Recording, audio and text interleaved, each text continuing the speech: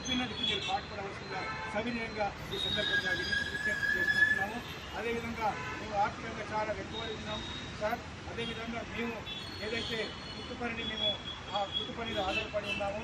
ఆ కుట్టు పని విషయంలో మాకు ఎటువంటి కుట్టు పని కానీ ప్రభుత్వం కానీ ప్రభుత్వేతర సంస్థలు కానీ ఉదాహరణకు స్కూళ్ళు, కాలేజీలు, హాస్పిటల్స్, తర్వాత వివిధ సంఘాలు, తర్వాత వివిధ కంపెనీలటువంటి యూనిఫామ్ కంపెనీకి మాకు ఇవ్వాల్సిందిగా సవినయంగా ఈ మా సంఘం ద్వారా రేవంత్ రెడ్డి గారికి విజ్ఞప్తి చేస్తున్నాము. అదేవిధంగా మేము కుట్టి మా యొక్క శరీరం చాలా అలసిపోతుంది.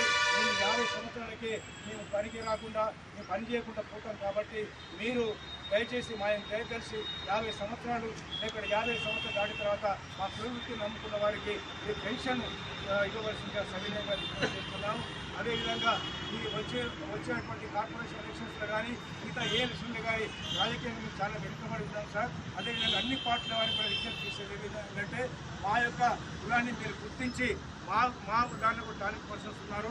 మాకు కూడా అవకాశం ఇస్తే మేము కూడా రాజకీయంలో ఉండి మా యొక్క ప్రాతినిధ్యం కూడా మీరు తీసుకోవాల్సిందిగా సవినయంగా ఈ సందర్భంగా విజ్ఞప్తి చేస్తున్నాము.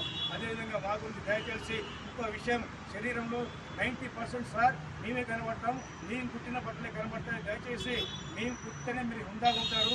ఒక రాష్ట్రపతిని తయారు చేసింది మేమే, ఒక ప్రధానమంత్రిని తయారు చేసింది మేమే. అదేవిధంగా బట్టల ద్వారా మీకు హుందాన్ని పెంచుతాం. కాబట్టి ఆ హుందాన్ని పెంచి మేము మాత్రం గరీబ్ స్థితిలో ఉన్నాం సార్. మీరు ఇందిరమ్మ పథకం కింద మీరు గృహలక్ష్మి కింద గృహలక్ష్మి కింద మీరు ఇల్లు కేటాయిస్తున్నారు సార్. మా వారికి కూడా దయచేసి మాకు ప్రాధాన్యత కల్పించి మా వారికి కూడా గృహాలు ఇవ్వవలసిందిగా సవినయంగా ఈ సందర్భంగా విజ్ఞప్తి చేస్తున్నాం సార్. దయచేసి మా దయచేసి నుంచి మా యొక్క విన్నపాన్ని స్వీకరించవలసిందిగా ఈ సందర్భంగా విజ్ఞప్తి చేస్తూ జై తెలంగాణ, జై తెలంగాణ.